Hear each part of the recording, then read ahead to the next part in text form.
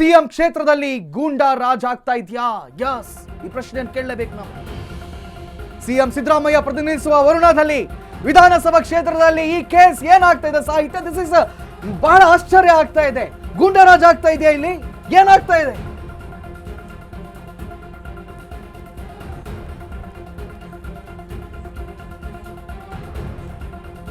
ಅಮಿತಾಬ್ ಮನೆ ಮೇಲೆ ಮತ್ತು ಕುಟುಂಬ ಸದಸ್ಯರ ಮೇಲೆ ಕಲ್ಲು ತುರಿ ದೌರ್ಜನ್ಯ ಮಾಡ್ತಾ ಇದ್ದಾರೆ. ಮನೆ ಬಿಡಿ ಅಂದ್ರೆ ಮಗನನ್ನ ಕೊಳ್ತೀನಿ, ಹೆಂಡತಿನ ರೇಪ್ ಮಾಡ್ತೀನಿ ಅಂತಾರಂತೆ. ಕಾರ್ತಿಕ್, ನಾಚಿಕೆ ಆಗ್ಬೇಕು ಇವ್ರಿಗೆ. ನಾವು ಬದುಕಬೇಕು, ಸೂಕ್ತ ರಕ್ಷಣೆ ಕೊಡಿ ಅಂತ ಬೇಡ್ಕೊಳ್ತಾ ಇದ್ದಾರೆ.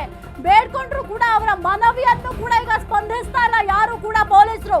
ಸಿಎಂ ಕ್ಷೇತ್ರ ಈಗ ಗೂಂಡಾ ರಾಜ್ಯ ಆಗ್ತಾ ಇದೆ ಎಂಬ ಪ್ರಶ್ನೆ ಸದ್ಯಕ್ಕೆ ಮೂಡ್ತಾ ಇದೆ. ನಾವೆಲ್ಲ ರಾಮರಾಜ್ಯದಲ್ಲಿ ಬದುಕಬೇಕು ಅನ್ನೋ ಕನಸನ್ನ ಕಾಣ್ತಾ ಇದ್ದೀವಿ.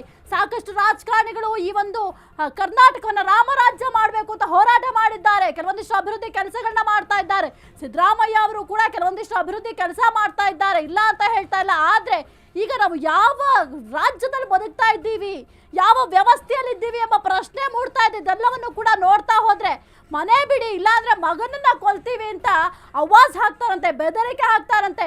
ಹೆಣ್ಣು ಮಕ್ಕಳಿಗೆ ನಮ್ಮ ಭಾರತ ದೇಶದಲ್ಲೇ ಒಂದು ರೆಸ್ಪೆಕ್ಟ್ ಕೊಡ್ತೀವಿ. ಬೇರೆ ದೇಶಕ್ಕೆ ಹೋಲಿಸ್ಕೊಂಡ್ರೆ ನಮ್ಮ ಭಾರತ ದೇಶದಲ್ಲಿ ಹೆಣ್ಣು ಮಕ್ಕಳು ಅಂತಂದ್ರೆ ಗೌರವ ಕೊಡ್ತೀವಿ, ಒಂದು ಮಾತೃ ಸ್ವರೂಪ ಅಂತ ಟ್ರೀಟ್ ಮಾಡ್ತೀವಿ. ಅಂತ ಹೆಣ್ಣು ಮಕ್ಕಳ ಮೇಲೆ ದೌರ್ಜನ್ಯ ಮಾಡ್ತೀವಿ ಅಂತ ಘಂಟಾಘೋಷವಾಗಿ ಹೇಳ್ತಾರೆ ಅಂತಂದ್ರೆ ನಾಚಿಕೆ ಆಗ್ಬೇಕಂತವ್ರಿಗೆ. ನಿಜಕ್ಕೂ ಕೂಡ ಬಹಳ ಬೇಸರ ಆಗುತ್ತೆ. ಇಲ್ಲಿ ಸಾಹಿತ್ಯ ಒಂದನ್ನ ನಾವು ಗಮನಿಸಬೇಕು.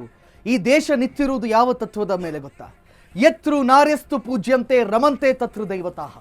ಯತ್ರು ನಾರ್ಯಸ್ತು ಪೂಜ್ಯಂತೆ ರಮಂತೆ ತತೃ ದೈವತಃ ಅಂದ್ರೆ ಎಲ್ಲಿ ಹೆಣ್ಣು ಪೂಜೆಗೆ ಒಳಪಡ್ತಾಳೋ ಅಲ್ಲಿ ದೇವಾನು ದೇವತೆಗಳು ನೆಲೆಸ್ತಾರೆ ಅನ್ನುವ ಸಿದ್ಧಾಂತದ ಮೇಲೆ ಇರುವಂತಹ ಈ ದೇಶ.